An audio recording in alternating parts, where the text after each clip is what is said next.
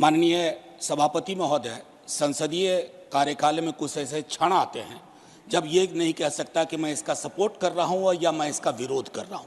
कई सारी चीज़ें हैं इसमें जो वेलकम इनिशिएटिव हैं, मैं मानता हूँ। बस कुछ सुझाव दूंगा, क्योंकि अक्सर मैं देखता हूँ कि हमारे बीच का संवाद, माननीय सभापति महोदय, विपक्ष का अलग से कोई प्रधानमंत्री नहीं होता या विपक्ष का अलग से कोई गृह मंत्री नहीं होता। विपक्ष को भी अपनी शिकायत, अपने मुद्दे अपने प्रधानमंत्री के समक्ष, अपनी आलोचना अपने गृह मंत्री के समक्ष रखनी होगी। सर, आज कश्मीर का कोई नहीं है इस सदन में। मैं था उस दिन जब नहीं, सॉरी, ये नॉमिनेटेड मेंबर है। माननीय सदस्य अपने एक सेकंड सर, उन्होंने बड़ा ग्रॉस स्टेटमेंट किया है कि कश्मीर का इस सदन में कोई नहीं है।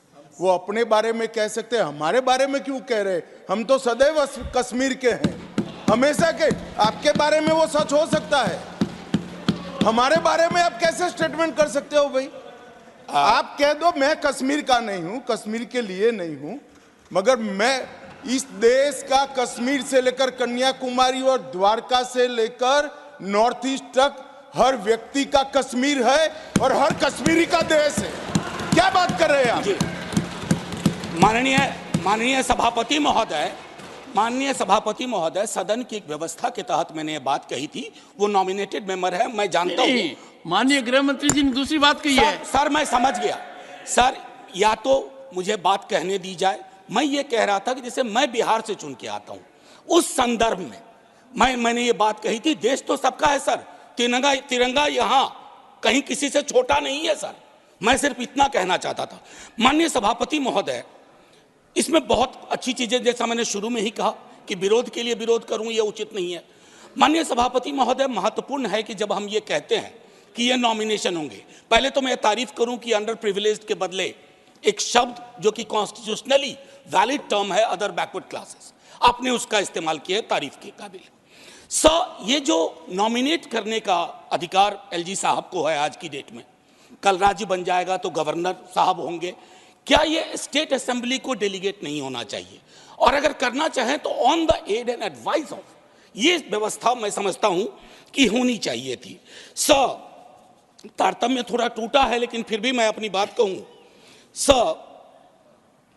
आरक्षण को लेकर के भी हम पीस मील में करते हैं। हर सत्र में मैं देखता हूं कुछ बिल आते हैं।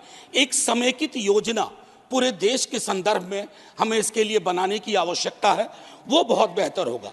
आज 370 पे फैसला आया और सदन की जिम्मेदारी आज बढ़ गई है। उस फैसले के बाद सरकार की जिम्मेदारी बढ़ गई है। मैं मानता हूं इतिहास, आपने यहां एक फैसला लिया था, तब संसद वहां थी सर, ये लगभग घिस चुका था, हम भी जानते हैं, लेकिन एक मनोवैज्ञानिक पहलू था।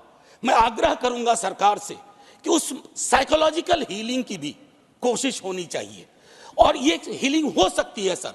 मैंने कहा ना कि हिंदुस्तान का मिजाज महासागर वाला है, इसको बस तालाब ना बनाया जाए, महासागर अपने अंदर सब समाहित कर लेगा। माननीय सभापति महोदय, जो कश्मीरी घाटी में रह रहे हैं, गांव में रह रहे हैं, उनको लेकर के भी एक चिंता होनी चाहिए।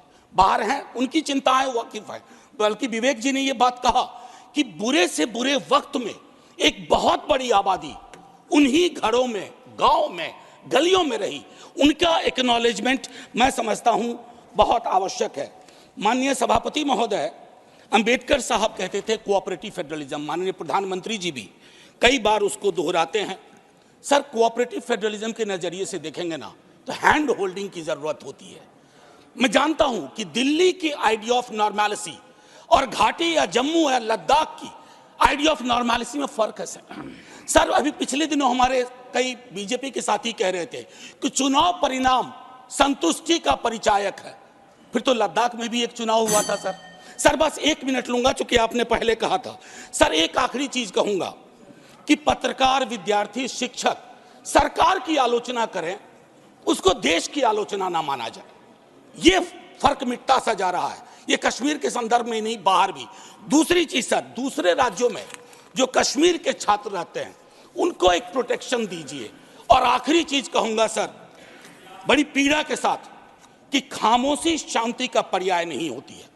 शांति के लिए न्याय चाहिए, वो उतना ही कश्मीर के लिए दुरुस्त है जितना मणिपुर के लिए। जय हिंद सर।